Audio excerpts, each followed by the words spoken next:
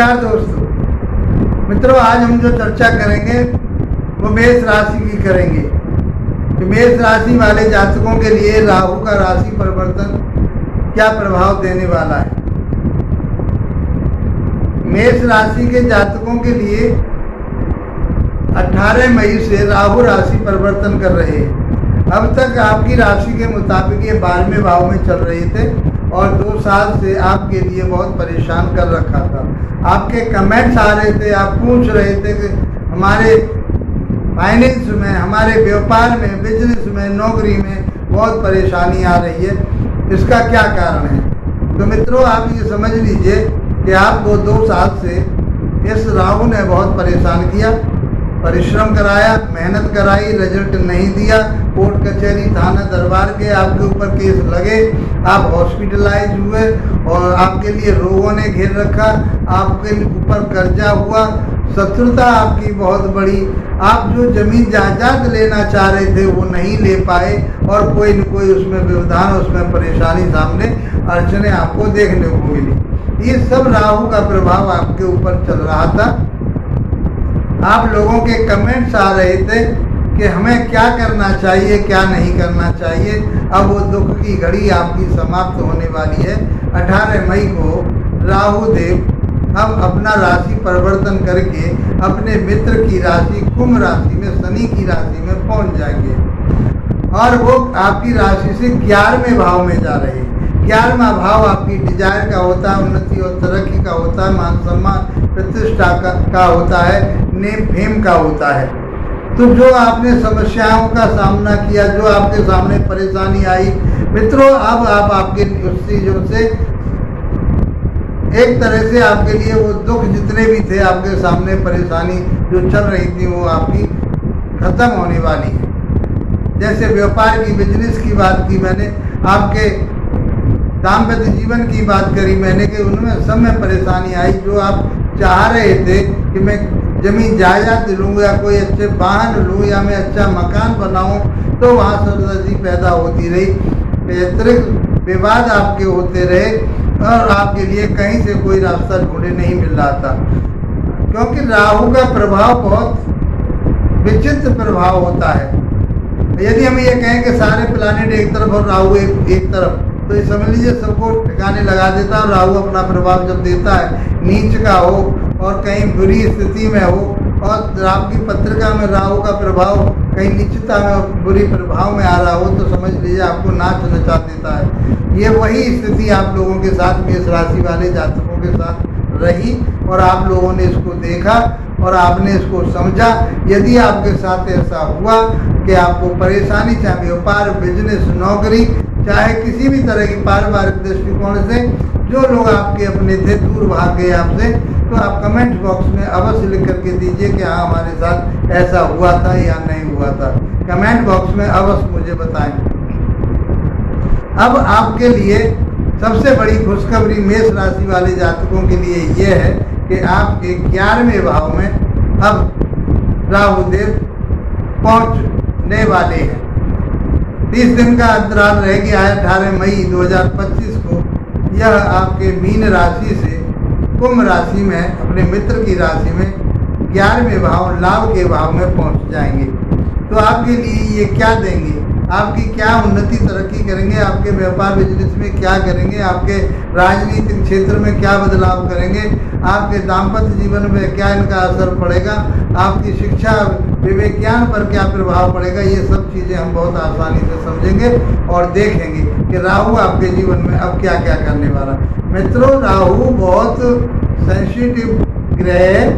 इसको आप ये समझिए कि बहुत सोच समझ करके इसके चीज़ों को लेकर के चलना है, क्योंकि ये राहु आपको छल कपट की तरफ को ले जाएगा, बुरे कर्मों की तरफ को ले जाएगा, शॉर्टकट की तरफ को ले जाएगा, पैसे का प्रभाव बढ़ाएगा।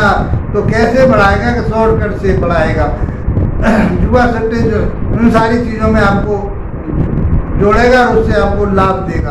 तो मित्रों, इसका आपको समय रहते हुए लाभ उठाना चाहिए, फायदा उठाना चाहिए कि किस तरह से साम दाम दंड भेद हम अपने कार्य को निकाल सकते हैं, लेकिन नैतिकता के साथ निकालेंगे तो बहुत अच्छे रहेंगे। यदि कुरीति पर जाएंगे या कुनीति पर जाएंगे तो आपके लिए नुकसानदायक हो सकता है। फिर ये आपके लिए जो सोच रहे हो आप वहाँ कहीं ना कहीं बाधा पड़ सकती है।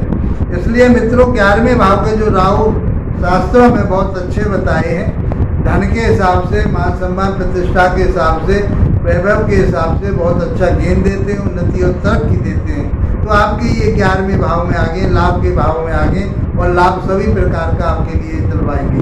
तो मित्रों सबसे पहली बात यह है कि राहु को समझना है आपको कि राहु है क्या, राहु क्या चाहता है। दुनिया में आज जितना भी टेक्नोलॉजी दिख रही है, संसार से जुड़ाव देख रहे हो आप, जिस आदमी से नहीं जुड़ पा रहे थे उन लोगों के पास इस टेक्नोलॉजी के माध्यम से जुड़ पा रहे हो, ये सब राहु की ही कृपा है, ये राहु का ही प्रभाव है। आपके लिए बहुत आसान वाले रास्ते, शॉर्ट वाले रास्ते ये बताता है, लेकिन आपकी बुद्धि को ये कहीं ना कहीं डिस्पोज करता है कि वो सही बुद्धि वो उस जगह ना पहुंच पाए आपकी।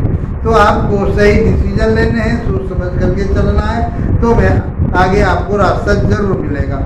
राहु की यदि आपकी उसमें पत्रिका में राहु की स्थिति बढ़िया नहीं और इसके प्रभाव नहीं आ रहे हैं, तो आप ये मानिए कि पत्रिका में राहु नीच राशि में या बुरे भावों में बैठे हुए हैं जो आपके लिए नुकसान दे रहे हैं, तो उसके उपाय में लास्ट में आपको जरूर बताऊंगा। अब तक आपने जितने भी परेशानी और वो चीज़ें उठाई जो आप नहीं चाहते थे, वो सब आपने देख लिया है। तो अब अच्छा वक्त भी आप देखिए, अब साम्राज्य इसका आने वाला है आपके जीवन में, कहाँ से कहाँ आपको ले जाने वाला है। तो ये राहु का प्रभाव आपके जीवन में बहुत अच्छा रहेगा।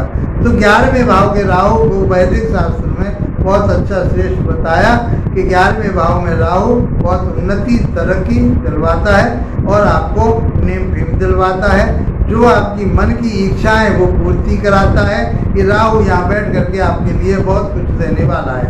यदि हम इसकी दृष्टि की बात करें तो राहु के पास गुरु के समान 3 दृष्टियाँ होती हैं। जहाँ बैठते हैं वहाँ से 5वें घर को देखते हैं, 7वें घर को देखते हैं और 9वें घर को देखते हैं। मित्रों यदि हम बात करें उनके 5वीं दृष्टि की, तो आपके लिए राहु की जो दृष्टि 3रे भाव पर जाएगी, तो आपके अंदर 3रे भाव के गुण भी समाहित होंगे, उनके भी कार्यकर्ता आपको देखने को मिलेंगे।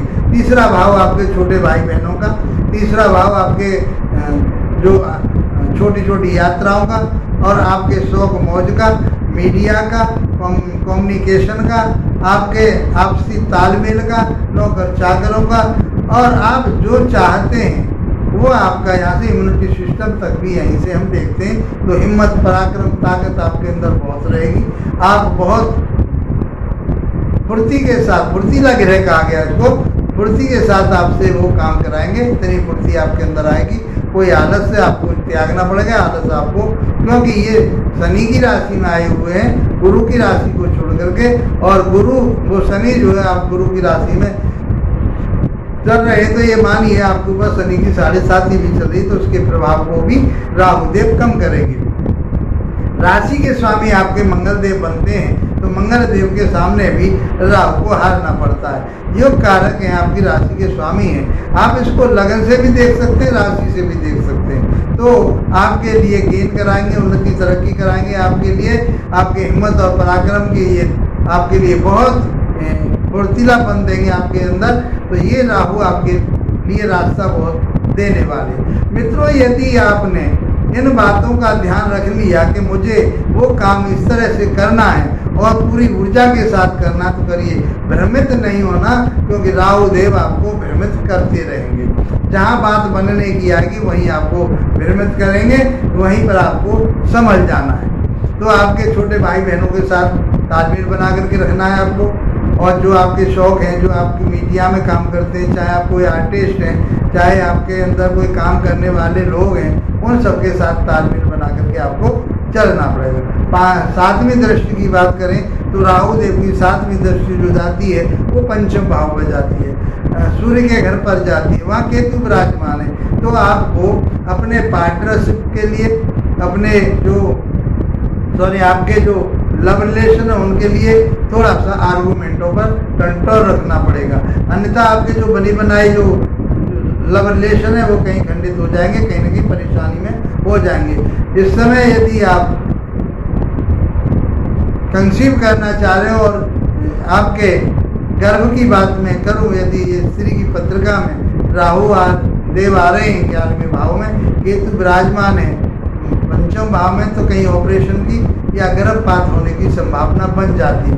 इसलिए समय समय पर अपने डॉक्टर को मित्रों दिखाते रहना चाहिए। आपको वहाँ दिखाइए जा करके और उसका उपचार भी लेते रहना चाहिए। तो ऐसी स्थिति राहु देव और केतु देव बना सकते हैं। दोनों का राशि परिवर्तन 18 मई को ही हुआ है, क्योंकि राहु देव कुंभ राशि में आएंगे और केतु देव सिंह राशि में आ जाएंगे।